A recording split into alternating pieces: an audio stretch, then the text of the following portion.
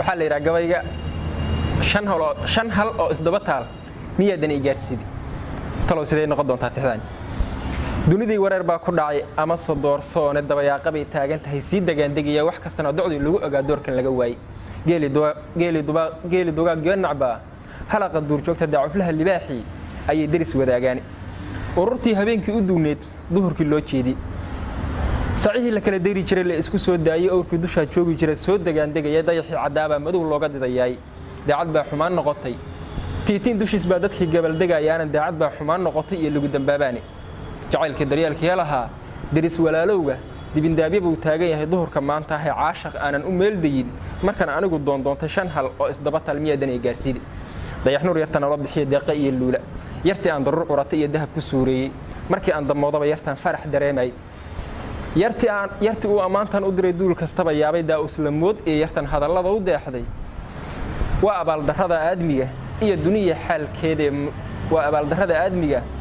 duniya xaalkeeda warmacay inay ii dartaadin ay gaarsiiday sooyaalka duuga ah haddaan daraf ka soo qaato weyshii hooyadeed duuqday ee haad ku dulufaaqay ninkii dabana dheer soo korshay ayar daajinayay wax dhan uu duruufaha adag uga dadaalaaba wuxuu duurka dheer aada ee cawska uga doono dabadeed markay naaxday ay kibir la duufduuftay in dharkiisa ay daaqdaba duulal wariyeene yartii aan dubaaqiya u furay daaqada hamaanka daacadnimada awgeed yartaan deyr walba u jiiray dariiqii jacaylkii yartaan daawga ku hagaajay oo aan ku diriteeyey oon darajo gaarsiiyey yartii dunjitaan ku aaminay waxaan hadal daboolayay waa abaaldarrada aadmiga iyo duniya xaalkeeda madayuus inay ii qortaadan ii gaarsiin bohoshii dorhad lagu dagay ee daqar ku soo gaaray mar labaad ninkii lagu dagaa uu dabaalnimo caku deeqda aan haysta iyo dunya liideyda